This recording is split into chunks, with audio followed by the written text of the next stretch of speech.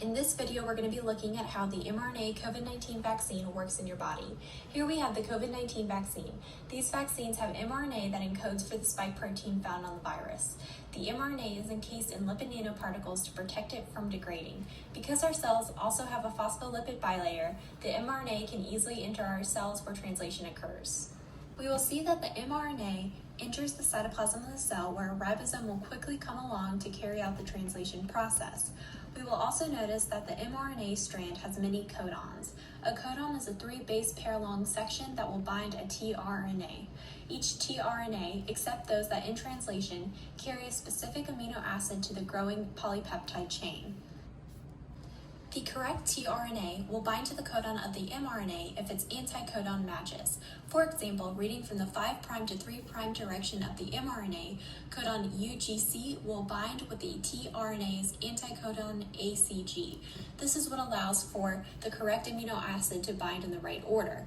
When the tRNA has attached its amino acid to the chain, it will detach and exit the ribosome. Translation will continue until a stop codon is read and termination of translation occurs. At this point, the spike protein is complete. You will notice that the entire translation of mRNA occurs in the cell cytoplasm. At no point does the mRNA enter your cell's nucleus where your DNA is. This is why it's impossible for the vaccine to change your DNA. Neither the mRNA nor the spike protein created will ever enter your cell's nucleus.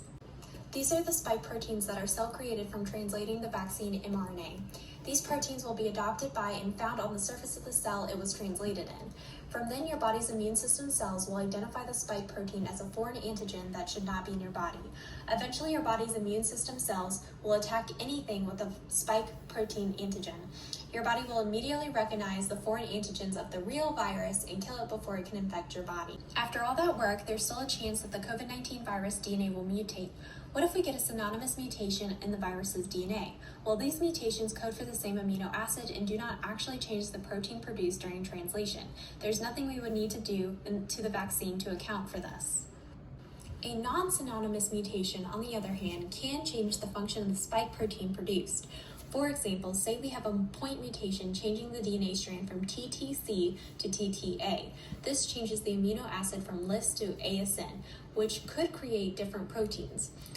What can we do in light of this? Well, one thing we could do is to add any mutated DNA strand mRNA to the existing COVID-19 vaccine. This would allow immunity to be acquired for both strains of the virus. Similarly to how there are antigens A, B, and AB in blood, we could create a vaccine that allows our bodies to identify multiple antigens all from one vaccine.